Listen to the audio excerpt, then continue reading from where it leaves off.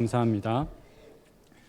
사랑하는 성도 여러분, 여러분의 인생을 가장 의미 있게 만들어주는 것이 무엇이라고 생각하십니까? 가진 돈입니까? 아니면 세상적인 주의입니까? 돈과 세상의 주의는 우리의 친구가 되어주지 못합니다. 하나님께서 만나게 해주신 가족과 형제들, 사랑하는 성도님들은 우리 인생의 영원한 동반자요, 든든한 버팀목이 되어주는 것입니다.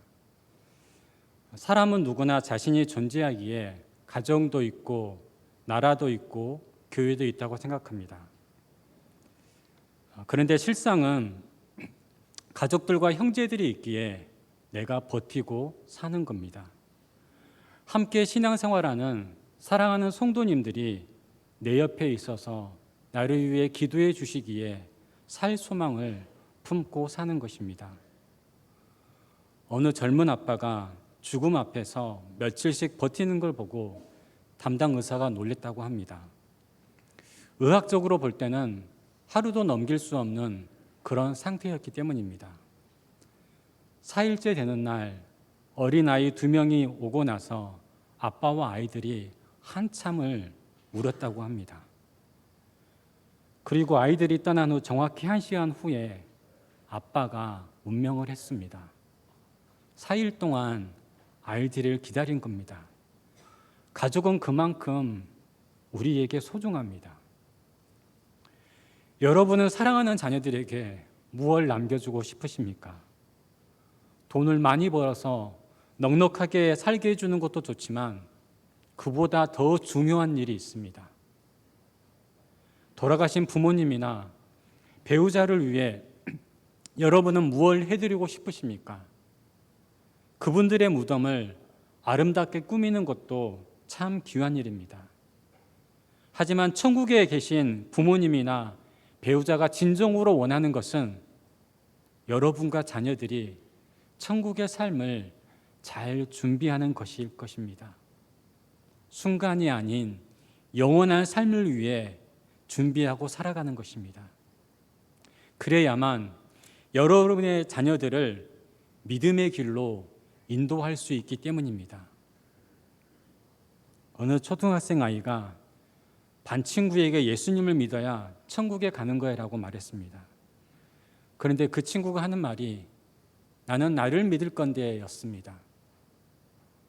부모의 영향이었겠지만 이 시대가 점점 신앙을 지켜나간다는 것이 어려워지는 것 같습니다. 하나님의 창조 질서를 거부하고 인간의 본능을 자신의 권리라고 주장하는 그런 시대가 되어버렸기 때문입니다. 이런 시대에 우리 자녀들이 믿음을 잘 지켜갈 수 있을지 고민이 됩니다. 목회자 가정이라고 장로님 가정이라고 장담할 수 있는 것이 아니라고 생각합니다. 우리가 이 땅에 사는 동안 신앙의 길을 잘 보여주어야 합니다. 우리가 믿음으로 살아가는 모든 순간이 사랑하는 자녀들에게 귀한 유산이 될 수 있기 때문입니다. 그런 삶을 살려면 내 안에 계신 주님을 확신하고 살아야 합니다. 오늘 본문 고린도전서 3장 16절 말씀을 성경을 보시고 함께 읽겠습니다. 너희는 너희가 하나님의 성전인 것과 하나님의 성령이 너희 안에 계신 것을 알지 못하느냐. 사랑하는 성도 여러분, 우리는 하나님의 성전입니다. 성전이 되려고 애쓸 필요가 없습니다. 이미 우리는 성전이니까요. 성경은 우리가 하나님의 성전이라고 분명히 말씀하고 있습니다. 성전이란 구별된 하나님의 집을 가리킵니다. 솔로몬이 성전을 봉헌하면서 하늘과 하늘들의 하늘이라도 주를 용납 못하겠거든 하물며 내가 건축한 이 전이오리까라고 했습니다. 그러나 하나님은 자신을 낮추시고 성전에 임하셨고 그곳에 주의 이름과 눈과 마음을 두시겠다고 약속하셨습니다. 성전은 하나님이 우리와 함께 하심을 보여주는 모형입니다. 임마누엘이신 예수님께서 성령으로 우리 안에 오셨습니다. 그래서 요한계시록 3장 20절은 이렇게 말씀합니다. 볼지어다 내가 문 밖에서 두드리노니 누구든지 내 음성을 열고 문을 열면 내가 그에게로 들어가 그와 더불어 먹고 그는 나와 더불어 먹으리라. 예수님을 믿는 모든 사람에게 주님은 성령으로 오셔서 함께 하십니다. 우리 안에 성령이 함께 하시기 때문에 여러분 한 분 한 분이 걸어다니는 성전이 되는 겁니다. 그런 의미에서 사도 바울은 예수님과 연합한 우리를 향해 성전이라고 그렇게 선포했습니다. 사랑하는 성도 여러분, 예수님이 성령으로 여러분 안에 임재하심을 믿으십니까? 기적 중에 기적은 주님이 우리 안에 성령으로 임재하시는 것입니다. 성령의 임재가 왜 대단한 기적일까요?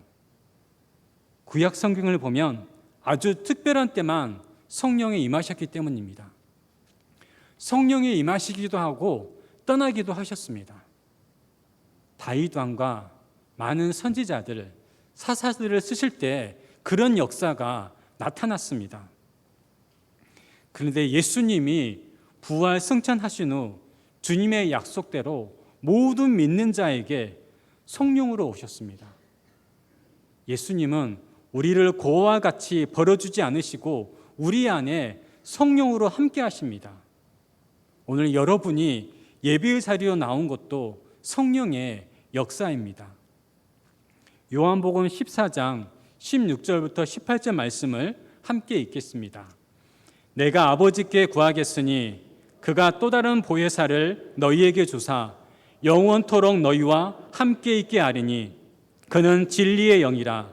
세상은 능히 그를 받지 못하나니 이는 그를 보지도 못하고 알지도 못함이라.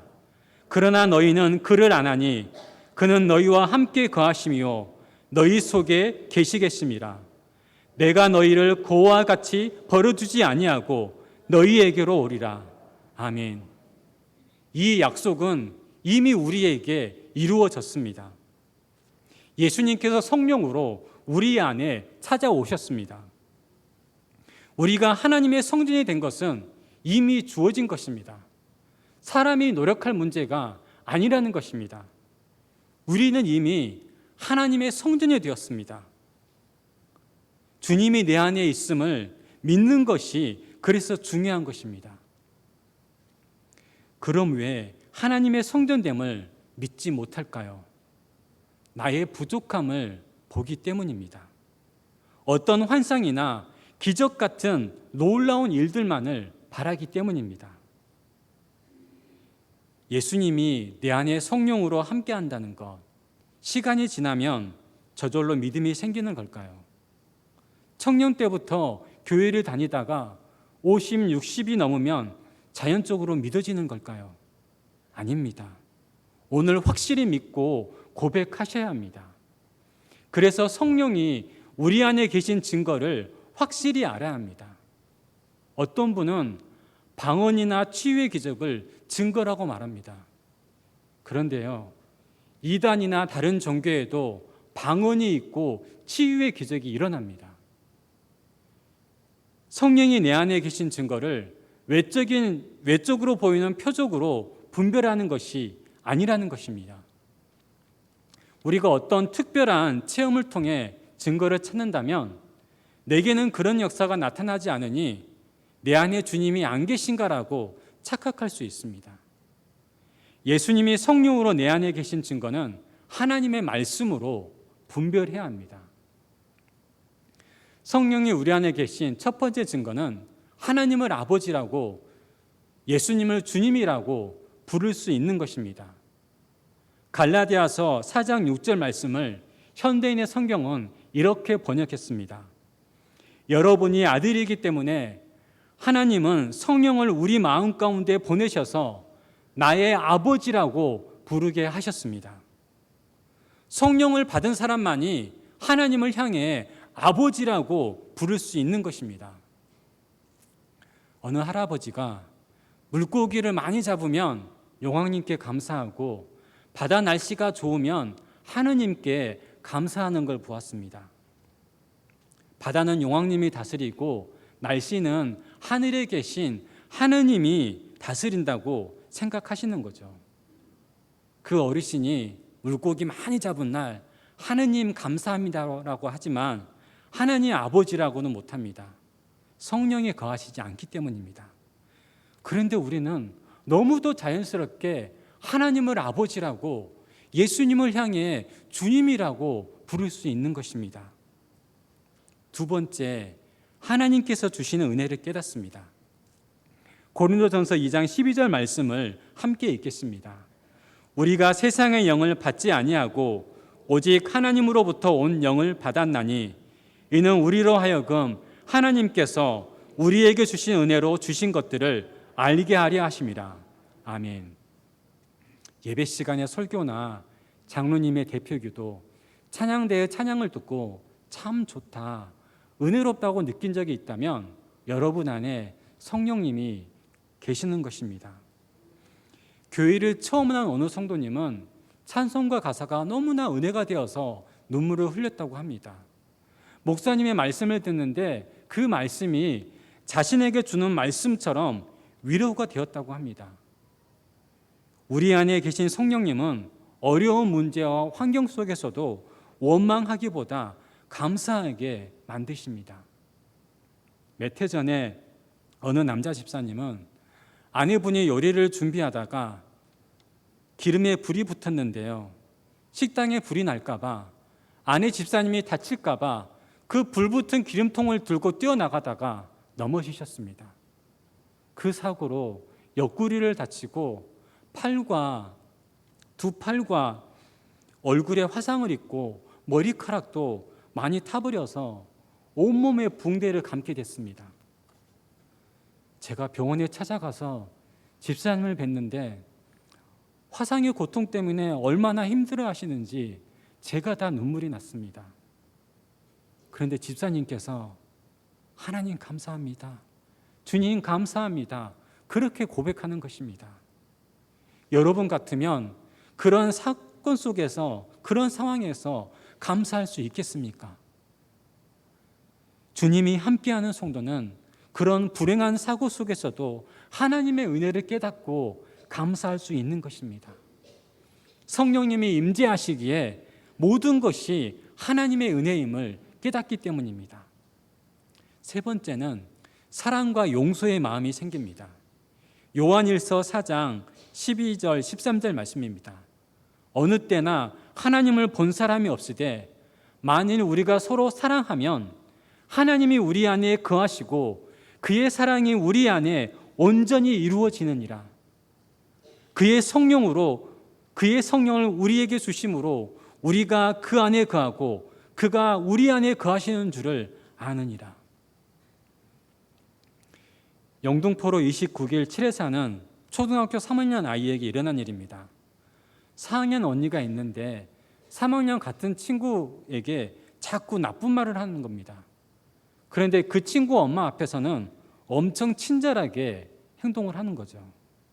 그런 이중적인 모습이 보기 싫으니까 나도 같이 나쁜 말 해버릴까, 그 언니한테 화내고 소리쳐 버릴까, 그런 생각을 하고 있는데 갑자기 이런 마음이 들었답니다. 아니야, 예수님 믿는 사람이 그러면 안 되지. 그리고 꾹 참았다고 합니다. 아이의 말을 듣고 부모님이 이렇게 말해줬다고 합니다. 그건 예수님이 주신 마음이란다. 예수님이 너 안에 계신 증거란다. 우리 딸이 정말 하나님께 사랑받고 있구나. 사랑하는 성도 여러분, 여러분도 아마 이 어린아이 같은 그런 경험을 했을 겁니다.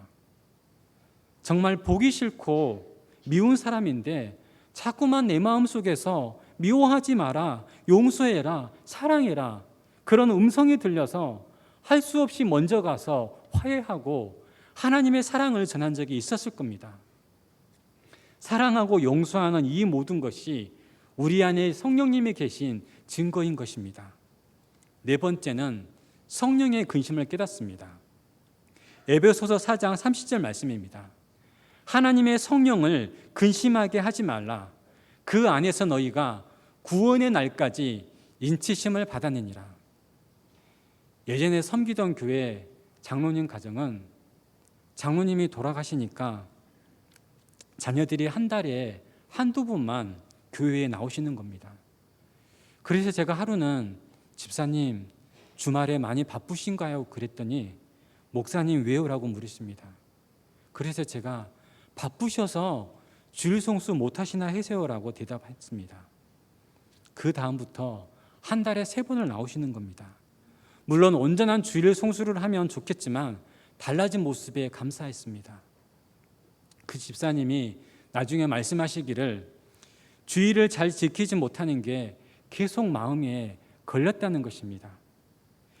예수님을 믿는 우리에게는 특별한 마음의 근심이 있습니다. 주일을 지키지 못하거나 하나님 말씀대로 살지 못하고 죄를 지었을 때 마음이 괴롭습니다. 그게 바로 성령님이 주시는 근심입니다. 죄를 지으면 우리 안에 계신 성령님이 근심하십니다. 성령님의 근심을 느낄 때 즉시 순종해서 회개해 보십시오. 성령의 근심을 깨닫고 죄를 회개하면 정결하고 거룩한 사람이 되는 것입니다. 그럴 때 죄를 이기고 하나님의 뜻을 이룰 수 있습니다. 5번째, 하나님의 손을 품고 전도합니다. 빌립보서 2장 12절 말씀입니다. 너희 안에 행하시는 이는 하나님이시니 자기의 기쁘신 뜻을 위하여 너희로 소원을 두고 행하게 하시나니. 어느 초등학생이 친구를 전도하고 싶었습니다. 그래서 친구에게 친구 초청하는 날을 알리고 매일 밤마다 하나님께 그 친구가 교회에 오게 해달라고 기도했답니다. 여러분 어떻게 됐을까요? 네. 기도했던 그 친구가 주일날 교회에 나와서 둘 다 선물 받고 너무 좋아했다는 겁니다. 그런데 친구를 위해 기도했던 친구는 선물보다 친구가 교회에 나와준 게 너무나 고마웠고 하나님께서 자신의 기도를 들어준 게 너무 신기했다고 합니다. 저는 배우자나 이성 친구를 따라서 교회에 나오는 성도님들이나 청년들을 보면 너무나 고맙습니다. 그래서 볼 때마다 고맙다고 인사합니다. 함께 교회에 와준 게 진짜 고마운 일이니까요.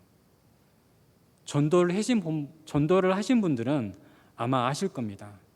내가 마음을 정하고 기도했던 분이 교회에 나오면 너무나 좋고 감사해서 며칠 동안은 밥 먹지 않아도 배부른 만큼 그렇게 좋을 수 없기 때문입니다.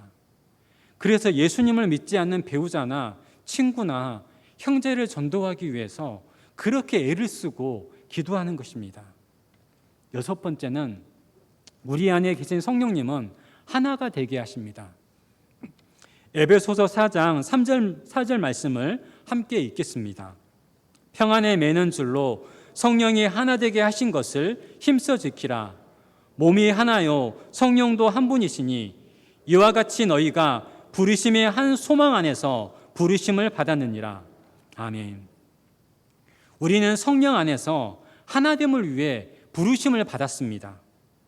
어린이와 어른이라는 세대를 넘어서 남자와 여자라는 성별과 관계없이 교회에 나온 지 얼마 안 된 분과 수십 년 된 성도들 모두가 하나입니다. 우리는 성령을 통해 한 몸이 되었습니다.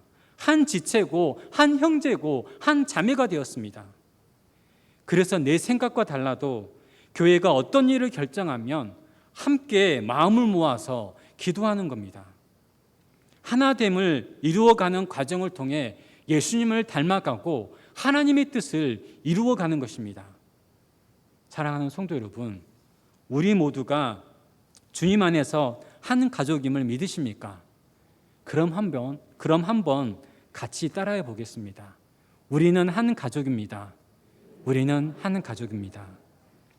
한 성도님의 편찮으시면 제 몸도 아픈 것 같습니다. 어느 가정에 장례가 나면 제 부모님이나 가족이 돌아가신 것처럼 슬픕니다. 어느 자녀가 결혼을 하고 임신했다는 소식이 들리고 출산하면 그렇게 기쁨입니다. 아마 성도님들도 모두 같은 마음이실 것입니다. 그 그래서 가족이라고 하는 것입니다. 예수님이 함께하는 사람, 성령이 내 안에 계신 증거를 정리하면 다음과 같습니다. 첫째, 하나님을 아버지라고, 예수님을 주님이라고 부를 수 있습니다. 둘째, 하나님의 은혜를 깨닫고, 셋째, 사랑과 용서의 마음이 생깁니다. 넷째, 성령의 근심을 깨닫고, 다섯째, 하나님의 소원을 품고 전도하며, 여섯째, 하나됨을 추구합니다. 성도 여러분, 너무나 놀랍지 않습니까? 주님이 내 안에 계신 증거는 성경 안에 무수히 많습니다. 성령님이 우리 안에 계신 증거는 그래서 전체적으로 살펴야 합니다. 어느 한 부분만 가지고 성령이 내 안에 계시네, 안 계시네 할 수 없는 것입니다. 하나님 편에서 보실 때는 교회의 건물보다 성도님 여러분 한 분 한 분이 더 크고 소중합니다. 왜냐하면 성령이 여러분 안에 거하시기 때문입니다. 그러면 내가 하나님의 성전이기에 가만히 편안하게 있으면 될까요? 사도 바울은 우리에게 이렇게 권면했습니다. 에베소서 2장 22절 말씀을 함께 읽겠습니다. 너희도 성령 안에서 하나님이 거하실 초소가 되기 위하여 그리스도 예수 안에서 함께 지어져 가느니라. 아멘. 우리가 하나님의 성전이지만 지어져 간다고 말씀합니다. 완료형이 아니라 현재 진행형입니다. 저는 지어져 가느라는 이 표현이 참 은혜가 됩니다. 참 다행이라고 생각합니다. 이 땅에 살고 있는 어떤 그리스도인도 완벽한 성도는 없기 때문입니다. 이 땅에 있는 어떤 교회도 완성된 교회가 아니라 주님이 오실 때까지 지어져 가는 교회인 것입니다. 자만하지 말고 교만하지 말고 성전된 모습으로 살아가야 한다는 그런 말씀입니다.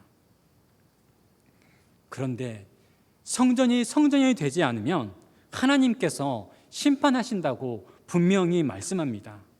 오늘 본문 고린도전서 3장 17절 말씀을 성경을 보시고 함께 읽겠습니다.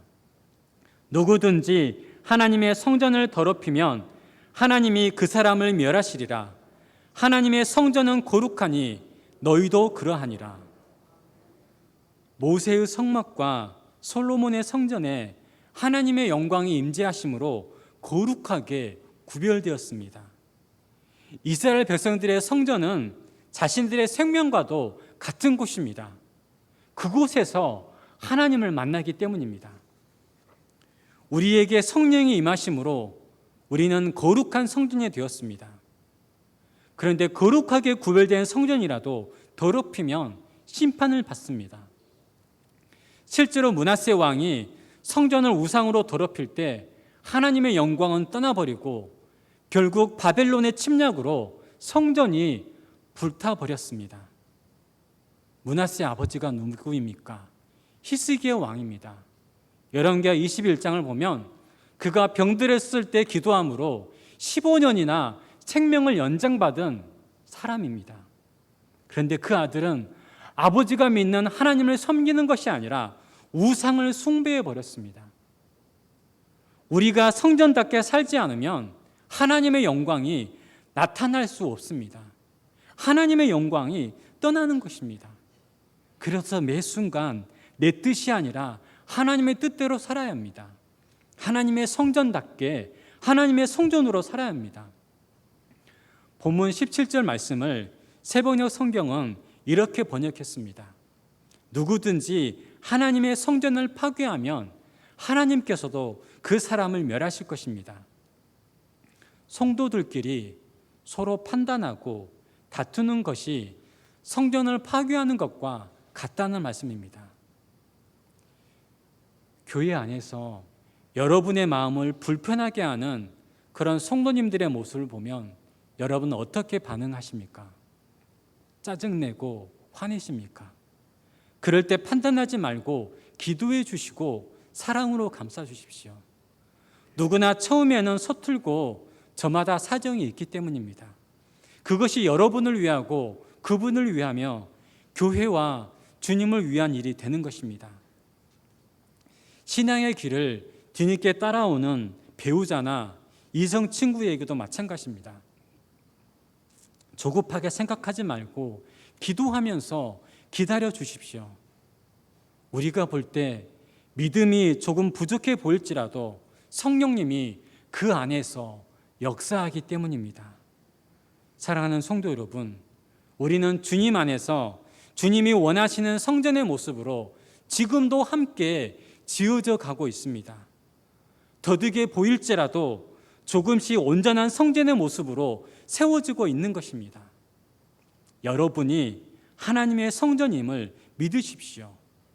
여러분 자신의 부족한 모습을 가지고 판단하지 마십시오. 하나님께서 불러주셨습니다. 하나님께서 이미 성전으로 인정해 주셨습니다. 우리의 할 일은 주님께서 온전한 성전으로 지어갈 수 있도록 순종하는 것입니다. 고린도전서 6장 19절 말씀을 보십시오. 너희 몸은 너희가 하나님께로부터 받은 바 너희 가운데 계신 성령의 전인 줄을 알지 못하느냐. 너희는 너희 자신의 것이 아니니라. 내 안에 계신 성령님께 우리가 순종하면 어떤 일이 일어날까요? 예수님의 사랑이 나오고 예수님의 언어가 나오고 예수님의 모습이 나타나는 것입니다. 주님 뜻에 순종하면 예수님의 모습이 나를 통해 보여주는 것입니다. 나를 통해 사랑하는 자녀들에게, 배우자에게, 형제들에게, 이웃에게 예수님의 모습이 나타나 보이는 것입니다. 나의 생각과 말과 행동에 예수님의 모습이 나타나는 것입니다. 무슨 일을 하든지 내가 아니라 예수님이 앞장서는 그런 삶을 사는 것입니다. 왜냐하면 내 인생은 내 것이 아니라 주님의 것이기 때문입니다. 하나님의 성전으로 살기 위해서는 예수님이 기뻐하실 일만 하면 됩니다. 반대로 주님과 함께 할 수 없는 것, 성령을 근심케 하는 모든 것은 버리셔야 합니다. 그럴 때 거룩해져서 성령의 능력이 나타날 수 있습니다. 누군가 여러분에게 더러운 것을 묻히려고 하면 여러분 어떻게 하시겠습니까? 그 자리를 도망쳐야죠. 떠나야 합니다.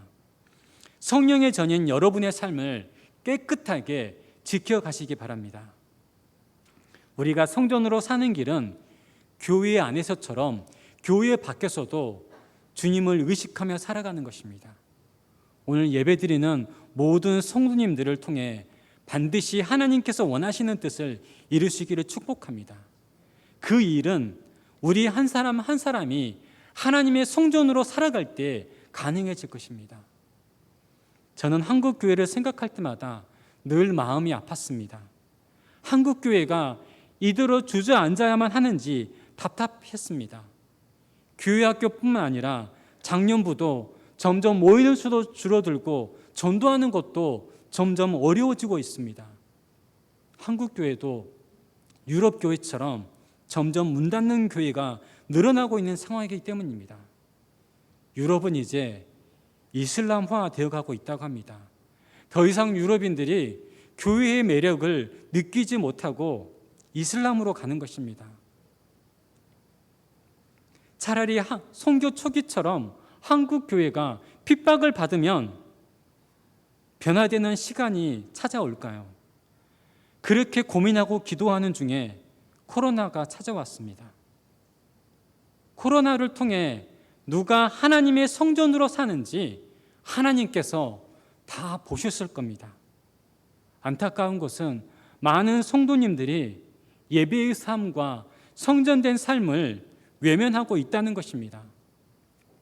어느 집사님 손자가 김포에 살 때는 할머니와 함께 교회에 왔습니다. 그런데 코로나 기간 2년 동안 교회를 나오지 않다 보니까 교회에 가까운 곳으로 이사 왔는데도 이제는 교회를 안 나오려고 한다는 겁니다. 이게 교회 학교 문제뿐만 아니라 성도들도 마찬가지입니다.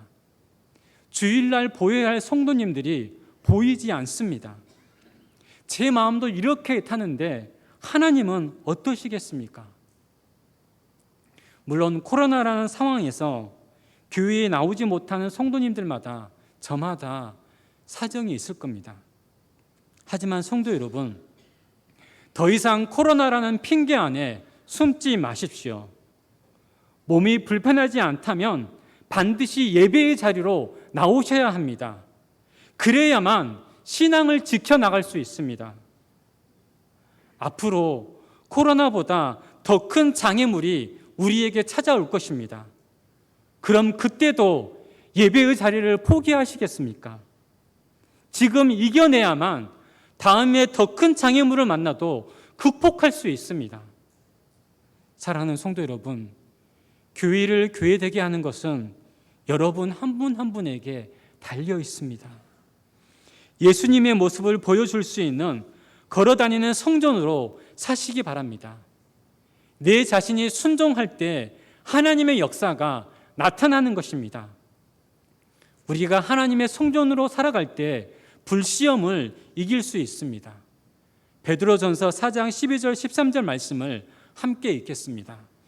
사랑하는 자들아, 너희를 연단하려고 오는 불시험을 이상한 일 당하는 것 같이 이상히 여기지 말고 오히려 너희가 그리스도의 고난에 참여하는 것으로 즐거워하라.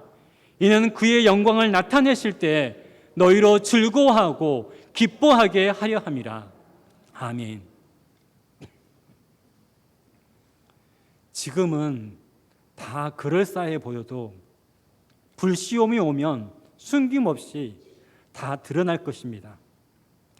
사람이 주인이거나 사람의 힘으로 세운 교회는 다 사라져 버릴 것입니다. 하나님의 성전으로 살지 않는 성도들은 더 이상 믿음을 찾아보기 어려운 시간이 올 것입니다. 성도 여러분, 우리가 하나님의 성전으로 살아갈 때 불시험에서 승리할 수 있습니다. 우리 교회가 불시험을 이기는 교회가 되기를 소망합니다. 성도 여러분 모두가 불시험을 이기고 하나님께서 주시는 풍성한 즐거움과 기쁨과 영광을 누릴 수 있는 진정한 성전이 되시기를 축복합니다. 이런 영적인 승리는 여러분이 하나님의 성전으로 살아갈 때만 맛볼 수 있습니다. 한국 교회에 영적 부흥이 일어나야 합니다. 모든 목회자와 성도들이 하나님의 성전으로 사는 것입니다. 앞으로 점점 더 믿음을 지켜가는 것이 힘들어질 것입니다. 그런 어떤 분들이 남을까요? 하나님의 성전으로 살아가는 성도님들만 남게 될 것입니다. 하나님의 성전으로 살아간다는 것은 항상 주님을 의식하며 바라보는 것입니다. 내 안에 계신 예수님, 나와 함께 하시는 예수님을 바라보면 여러분의 삶에 엄청난 변화가 찾아올 것입니다. 제가 만약 여러분의 가정에 신방 간다고 생각해 보십시오. 제 앞에서 여러분이 성령을 금심하게 하는 말과 행동을 할 수 있을까요? 사람을 의식해도 그런데 나와 함께 하시는 예수님을 의식하면 얼마나 놀라운 변화가 일어나겠습니까? 부부 관계가 달라질 겁니다. 가정의 분위기가 달라지고 직장도 달라질 겁니다. 내가 하나님의 성전으로 살면 하나님께서 여러분의 삶도 가정도 직장도 다 책임져 주실 것입니다. 사랑하는 성도 여러분, 자녀들의 앞길이 걱정되십니까? 남들만큼 가르쳐 주지 못해서 늘 미안해하고 있습니까? 하나님의 성전으로 살아가는 살아있는 신앙을 물려주시기 바랍니다. 그러면 여러분과 함께 하셨던 하나님이 여러분의 자녀들과도 함께 해 주실 것입니다. 자녀들 안에 계신 성령님이 그들을 인도해 주실 것입니다. 저는 딸 바보입니다. 그리고 동시에 하나님 바보입니다. 자녀가 나이 하나인데요, 결혼 6년 만에 하나님께서 주신 귀한 선물이기 때문입니다. 그런데 저는 딸 바보보다 하나님 바보가 되고 싶습니다. 하나님만 믿고 하나님만 바라보고 살고 싶습니다. 어떤 아빠가 딸에게 아빠한테는 우리 딸이랑 엄마가 제일 소중해 그랬답니다. 그랬더니 그 딸이 하는 말이 아빠도 소중해라고 말해줬습니다. 그 아빠가 얼마나 감동을 받았는지 눈물이 나오는 것을 꾹 참았다고 합니다. 사랑하는 성도 여러분, 우리도 아빠를 감동시킨 그 어린아이처럼 하나님을 감동시켜 봅시다. 우리가 다 같이 하나님 바보로 살아봅시다. 세상 사람들이 나를 향해 바보라 놀려도 우리의 삶을 통해 하나님의 뜻을 이룰 수 있다면 그거 하나면 충분한 것입니다. 가정에서도 하나님의 성전으로 살아보십시오. 그것이 우리의 자녀들과 손자, 손녀들에게 큰 유산이 될 것입니다. 형제들에게도 하나님의 은혜가 흘러갈 것입니다. 하나님의 성전으로 산다는 것은 예수님이 나를 주장하는 것입니다. 내 삶에 가장 영향력을 미치는 것은 사랑하는 딸도 아내도 남편도 아닙니다. 예수님이 나에게 가장 영향력 있는 분이 되는 것입니다. 예수님이 내 삶의 주인이요, 내 삶의 인도자가 되는 것입니다. 결국 그 인생이 남편도 아내도 자녀들도 사랑하는 형제들과 이웃들까지 천국으로 인도하게 될 것입니다. 하나님은 지금도 하나님의 성전으로 살고자 하는 성도님들을 찾고 계십니다. 하나님께는 성전으로 사는 성도님들을 통해 하시고자 하는 일들이 무궁무진합니다. 그 선하신 하나님의 뜻을 이루기 위해 성전된 삶을 사시는 저와 여러분의 삶이 되시기를 간절히 소망합니다. 기도하겠습니다. 하나님 아버지,